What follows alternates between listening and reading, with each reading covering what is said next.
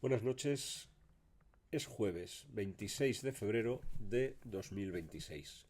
La actualidad ha girado el día de ayer y el de hoy en torno a los papeles desclasificados por el gobierno sobre los hechos ocurridos el 23 de febrero de 1981. Es verdad que han levantado mucha expectación y que en algunos medios se han hecho eco de las interpretaciones a que da lugar la lectura de estos documentos o de estos informes, pero podemos concretar y concluir que no vienen a aportar grandes cosas, sino a confirmar la participación de los servicios secretos de la época en aquella asonada bajo la denominación de Operación de Gaulle, como ya nos informó en su día el periodista Jesús Palacios, el hombre que quizá ha investigado más a fondo y con con mejor documentación lo ocurrido el 23 de febrero del año 1981. Yo no quiero relatar lo que pasó ese día, porque creo que es repetir más de lo mismo, pero yo siempre digo que en historia los hechos consumados son hechos consumados y no son interpretables, son hechos, punto. Pero luego están las interpretaciones que conlleva, es decir, por qué ocurrió, cómo ocurrió, de qué manera ocurrió, si ocurrió porque fue un grupo de franquistas, como se dijo, que lo que querían era interrumpir la democracia. Bueno, yo creo que son banalidades y tonterías de los medios de comunicación y de muchos analistas y politólogos de la época, que lo que buscaban era, de alguna manera, eliminar a una serie de elementos de esas quinielas que siempre hay en todas las profesiones y concretamente en la cúpula militar. La desclasificación que ha tenido lugar ahora por orden del gobierno de Pedro Sánchez también ha dado pie, parece ser, a algunos enfrentamientos entre los distintos titulares de las diferentes carteras que forman el gabinete ministerial. Margarita Robles, titular de Defensa, parece ser que era contraria a la desclasificación de los papeles.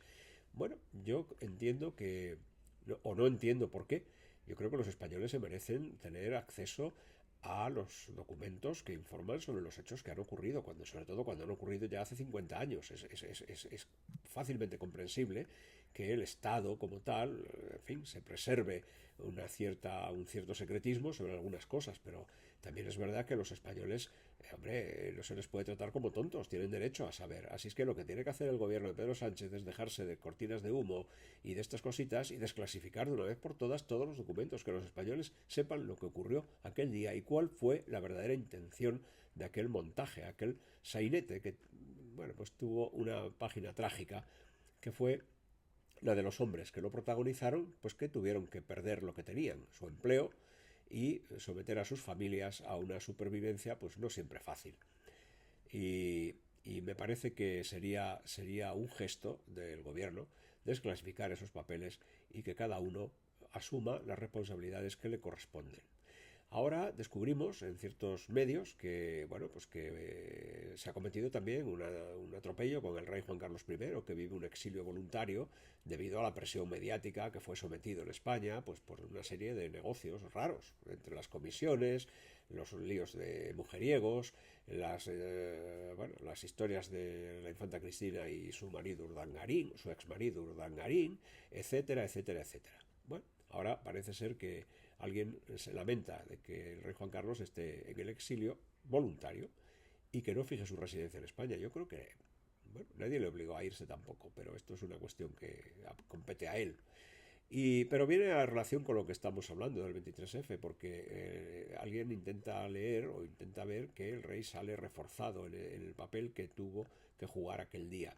Sin embargo, los españoles les gustaría saber por qué tardó tantas horas en asomar su discurso oficial, por qué se grabaron dos discursos, cuál era el contenido del que no se emitió.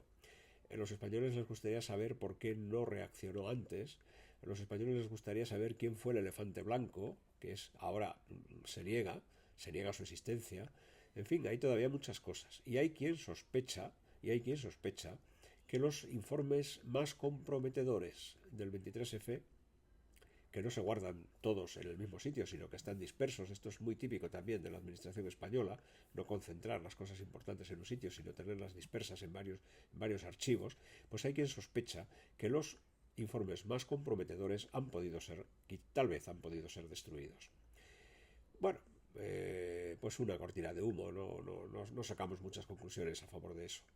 La segunda parte de la historia es la más trágica, porque el que de alguna manera se erigió en protagonista de aquella jornada, el 23 de febrero del año 81, fue el teniente coronel de la Guardia Civil, don Antonio Tejero Molina. Y digo que Dios elige en los momentos en que tienen que ocurrir las cosas, porque ayer, o sea, ayer justamente cuando se desclasificaron, unas horas después de que esos documentos pudieran estar ya al alcance de los españoles a través de la página web del Palacio de la Moncloa, fallecía don Antonio Tejero Molina.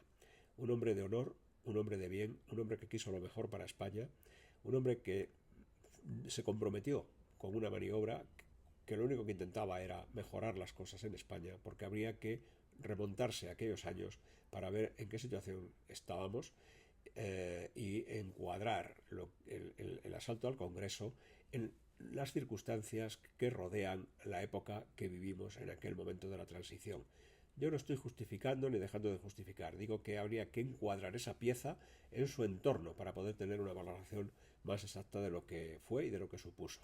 Antonio Tejero fue un hombre de honor que se negó a enterrar a sus guardias, asesinados vilmente por ETA a escondidas, y que quiso lo mejor para España, y eso es lo que no se le puede reprochar. Como este tema va a ser recurrente y volveremos a ocuparnos de él probablemente más adelante, lo voy a dejar aquí. Así que esta vez más cortito el vídeo. Lo siento por los que esperaban más, pero yo les prometo que algún día volveremos sobre la marcha. Muchas gracias, hasta la próxima.